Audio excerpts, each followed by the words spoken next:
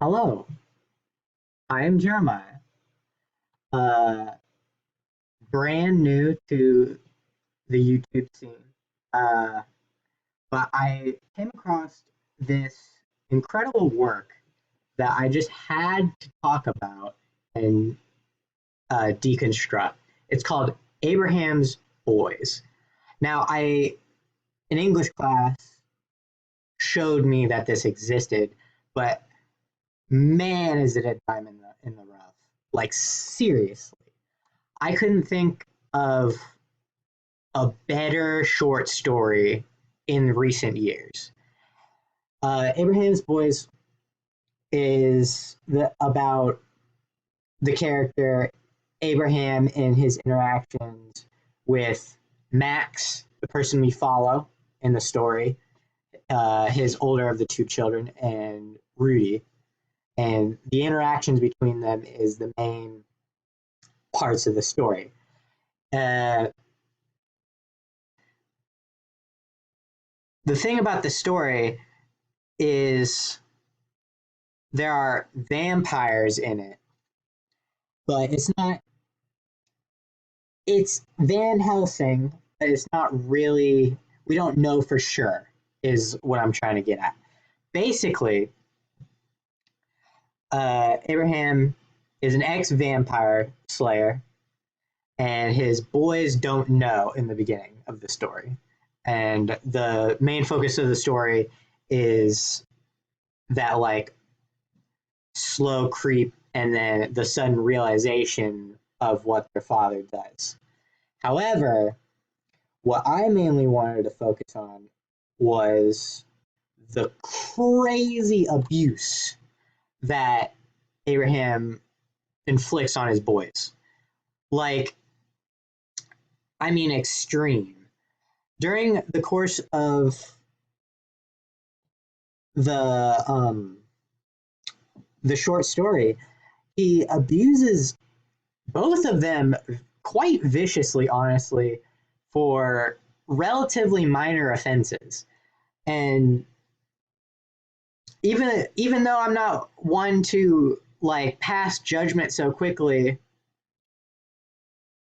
I gotta say, uh, Abraham's definitely an abuser, a child abuser, and he definitely gets what he deserves based off of his actions at the end of the story. That's for sure. Um, so basically, I'll start off with his what he's done towards Rudy, his younger of the two siblings. Rudy is mostly an American child. They moved from the old country, but Rudy doesn't have any memories of that because he was a baby. So he has no accent. He's just an American. There is no there's no like cultural heritage in his brain whenever he's thinking about things. So discovering vampires, for example, he immediately writes it off. And to be fair, there is no evidence that there are actually vampires in the story. However, that's not what I want to focus on. Basically, one of the first things that happen to Rudy is he gets beaten within an inch of his life. Within it, like brutally so. Like so much it took me off guard. I was like, what the heck?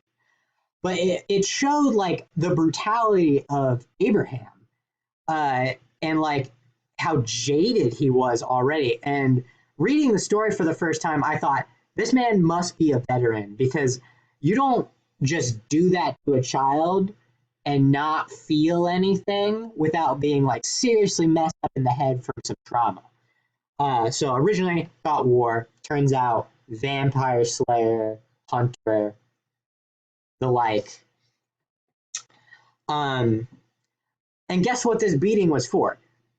It was because he came home late. That was it.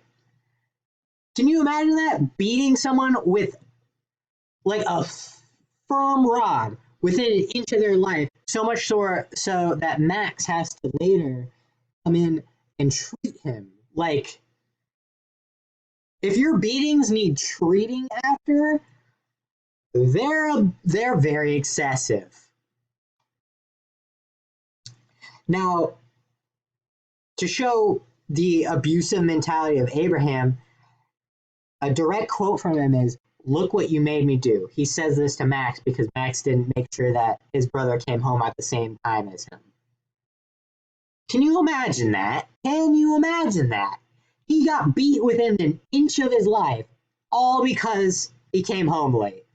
If that's not an abuser that deserves some recompense, I don't know what is.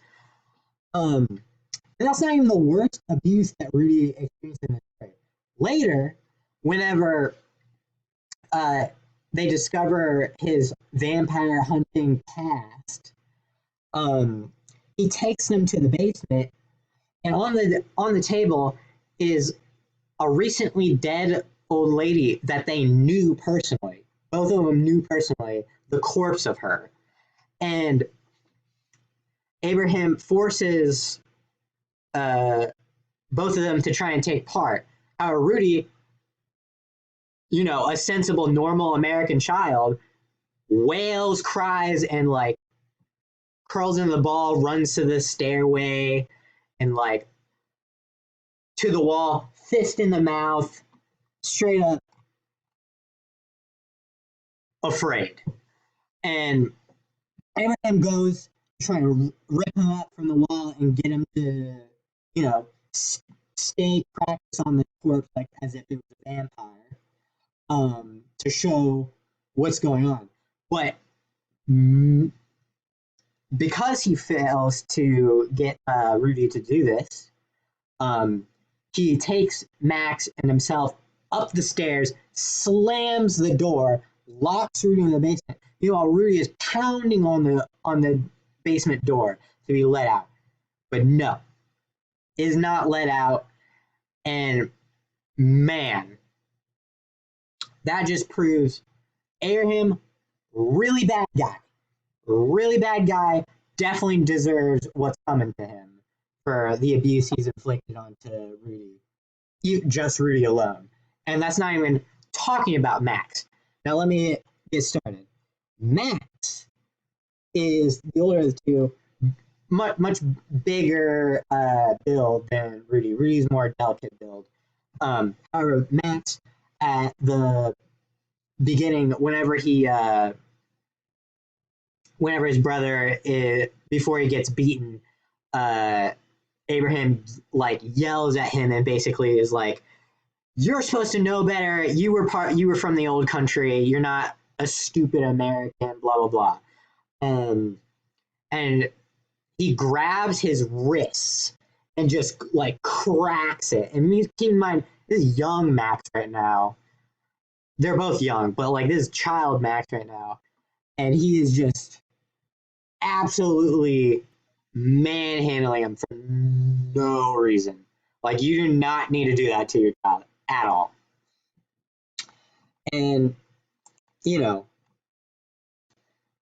after this, Max also taken to the basement after discovering his vampire thing. However, Max gets it worse because not only does he discover the vampire tools and possibly his father being just a crazy man or an actual vampire hunter, we don't know, but he also finds a photo of what is believed to be his mother's corpse in a picture frame, and his father there as well, after like a staking, like as if she was a vampire.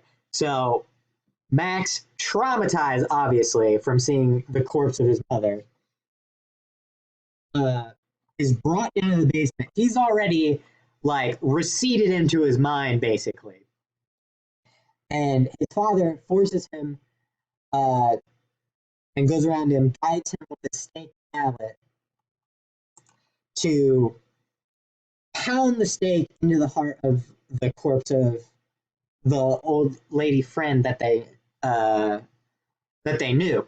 And he does it, but he is like conflicted because he's both happy that his father's, he hugs him and congratulates him for doing what he wants. He also conflicted because, duh, he's making him stab a corpse, stake a corpse.